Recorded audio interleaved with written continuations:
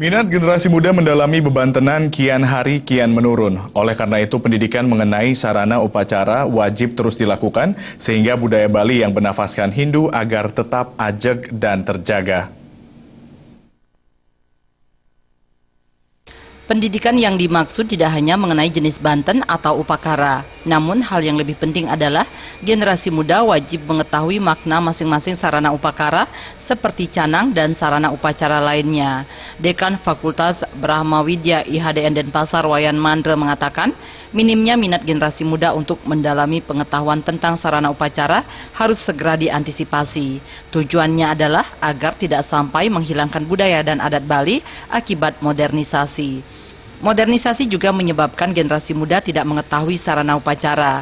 Wayan Mandre menambahkan lomba-lomba adat dan budaya pada tingkat pelajar dan mahasiswa seperti lomba membuat banten merupakan suatu kegiatan yang positif dan harus tetap digelar untuk mencegah tergerusnya budaya Bali. Namun hal yang lebih penting adalah generasi muda Bali wajib mengetahui makna dan tujuan masing-masing sarana upacara. Menurut kami, karena dengan kemajuan, katakanlah misalnya dengan ada industri ini, sebenarnya ke depan itu memang pekerjaan-pekerjaan itu diambil oleh profesional, adalah tukang bandar, ada misalnya yang berkaitan dengan pendidik dan sebagainya. Tapi kami di sini di Brahmawidya menginginkan supaya itu tetap lestari.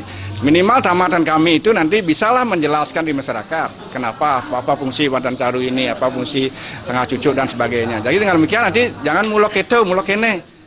Kedepan, tenaga membuat banten dipastikan akan semakin banyak dibutuhkan, yang semakin menekankan pentingnya pengetahuan dan kemampuan membuat sarana upacara. Jaya dan Saputra, Bali TV.